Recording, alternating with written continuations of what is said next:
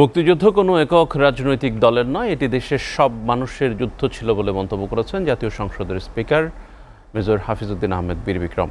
শনিবার সকালে মহাখালীর এক আলোচনা সভায় এই মন্তব্য করেন তিনি। স্পিকার জানান, ৭১-এর ২৫ মার্চ রাতে ইস্ট বেঙ্গল রেজিমেন্টটি বিপুল প্রতিরোধ গড়ে তোলে এবং মেজর জিয়াউর রহমান স্বাধীনতার ঘোষণা দেন, যা ইতিহাসে উল্লেখ নেই।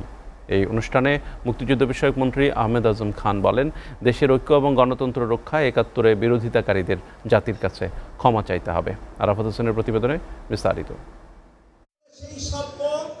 শনিবার রাজধানীর মহাখালী রাওয়া কনভেনশন সেন্টারে অনুষ্ঠিত মুক্তিযুদ্ধে ইস্ট বেঙ্গল রেজিমেন্ট শীর্ষক আলোচনা সভায় যোগ দেন স্পিকার হাফিজউদ্দিন আহমেদ, মুক্তিযুদ্ধ বিষয়ক মন্ত্রী আহমেদ আজম খান এবং অবসরপ্রাপ্ত সামরিক কর্মকর্তা, মুক্তিযোদ্ধা ও বিভিন্ন শিক্ষা প্রতিষ্ঠানের মেধাবী তরুণ তরুণীরা।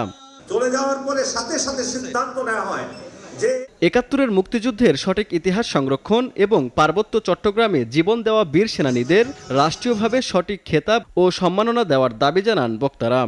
ওসমানী শুধু এসি অফিসার ছিলেন না, তিনি কঠোর পদাতিক প্রশিক্ষণপ্রাপ্ত কমান্ডিং অফিসার ছিলেন এবং তারই জাদুকরী ডক্টরিন বাংলা সন্তানেরা সৌম্য, শক্তি এবং ক্ষিপ্রতা মূলমন্ত্রে দীক্ষিত হয়েছিলেন।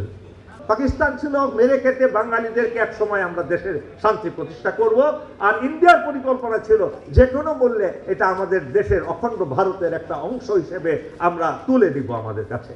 কিন্তু আল্লাহ সেই পরিকল্পনা বাস্তবায়ন করতে দেন নাই ইস্ট বেঙ্গল রেজিমেন্টের মাধ্যমে।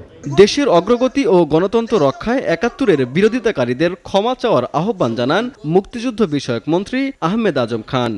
৭১-এ যাদের বিতর্কিত ভূমিকা ছিল, যারা ৭১-এ মুক্তিযুদ্ধের বিপক্ষ হয়ে দাঁড়িয়েছিলেন, তাদেরকে এগিয়ে আসতে হবে জাতির সামনে, তাদের এই বিষয়টাকে অকপট স্বীকার করে জাতির সামনে তাদেরকে ক্ষমা চাইতে হবে। মুক্তিযুদ্ধে রণাঙ্গনের স্মৃতি তুলে ধরে ৭১-এর ইস্ট বেঙ্গল রেজিমেন্টের মূল নেতৃত্ব ও অবদানকে ইতিহাস থেকে আড়াল করার চেষ্টা হয়েছে বলে দাবি করেন স্পিকার হাফিজউদ্দিন আহমেদ।